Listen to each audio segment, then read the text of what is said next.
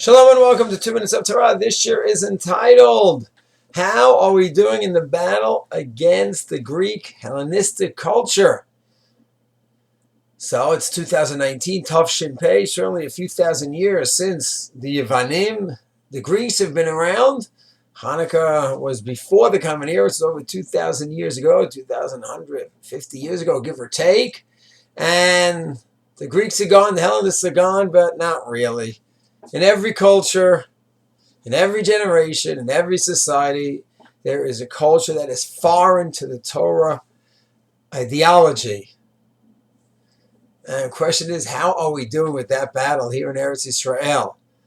And Eretz Yisrael, like any other country, we do have to deal with that as well, especially since we are involved in so many fields in the world, economic, military, agricultural, you name it. So we're exposed to the world, that's it. And especially everyone who has phones today, that brings the whole world into their pockets. So there's a battle raging. Rav Hutner half a century ago already spoke about going into Tevat Noach, escaping to Tevat Noach, into yeshivas, a little cocoon, and you just somehow escape from the modern culture. And some have been following his way. They try to do that here in Eretz Yisrael as well.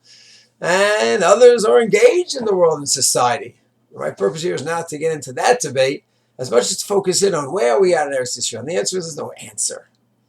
It'd be very superficial to say, yes, we're winning the battle, we're losing the battle. You can have both people, sides say both, bring both approaches. I think it's a lot more complex than that. In many areas, we have challenges. In many areas, I think we're succeeding. One is a fascinating one in music. Music is very much a part of a culture.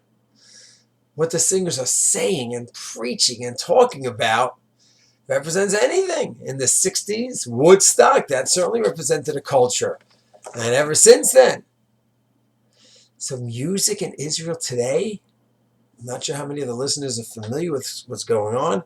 There's an article written by a non-religious Jew recently. He writes, Hashir Hadash Yishai Ribo V'Natan Goshen, a new song by Yishai Ribo, one of the most popular singers in Israel, religious or not. He's just more popular than almost anyone these days.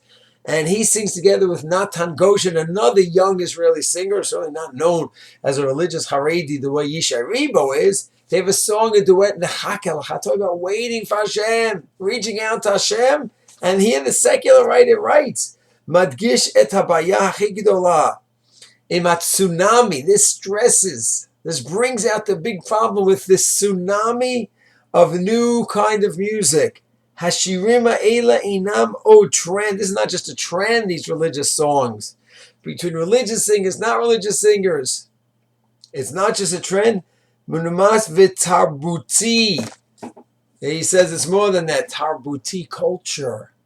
Meaning, he talks about how he got up to go to work one day. He puts on the radio, there's Yishai Ribo, talking about Halev Shali, crying out to Hashem. He goes on to another station. Then you have Shuli Rand, another religious singer. And then you have another station, Rami Dadon, who doesn't wear a kippah, and he's singing together with Shuli Rand. And he's saying, this is crazy. They're taking over the airwaves in Israel. There's a secular person listening to secular stations, not the frum stations, secular stations. And you have these singers, frum and non-frum alike, talking, crying out to Hashem. The most popular singer, Omer Adam, who could fill up 50,000-seat stadium in minutes. He has his Jewish songs as well, but I had a song recently about Shabbat, Erev Shabbat. His famous one, Modani Lefanecha, in concert. You could go look, Google Omer Adam singing Modani, and he goes ahead, and in the concert he puts on a talit. And here's the number one singer in Israel, Modani Lefanecha, crying out to Hashem with his talit on. So this writer is getting all nervous. The tarbut, the culture in Israel, it's getting me crazy. I can't deal with this. Of course, for many of us, the reaction is the opposite. Like, wow, music is powerful. Music is a means to give over ideas and spirituality and ideology. You have these young singers in their 20s, 30s. Millions of people are listening to them talk about Hashem and connection and life and struggle. and dealing with real issues and working on them and going to Hashem for help. Wow. So no question, here in Israel we have plenty of challenges, and there's plenty of, quote, the Greek culture that has infiltrated, and it's a danger and needs to be worked on and addressed for sure. At the same time, we should be very happy and very proud that there is an aspect of culture here in Israel, the musical part, which is bringing people closer to God. That's an amazing blessing. And no one should think, oh, yeah, music, that's not part of our Masorah. Really? In the Mikdash, Hashir, we have Shir, we have Levim singing, we have instruments in music. It's very much part of the Jewish religious culture, music. We can't wait to have the Mikdash back and have Levim, have these singers be in the Mikdash. Halachically, they're not Levim. What can they do? Maybe they can't sing, but they can play the instruments. We'll see how that's going to work out. So we should be very proud. And then the aspect of music, in that aspect, we are winning regarding the Greek culture.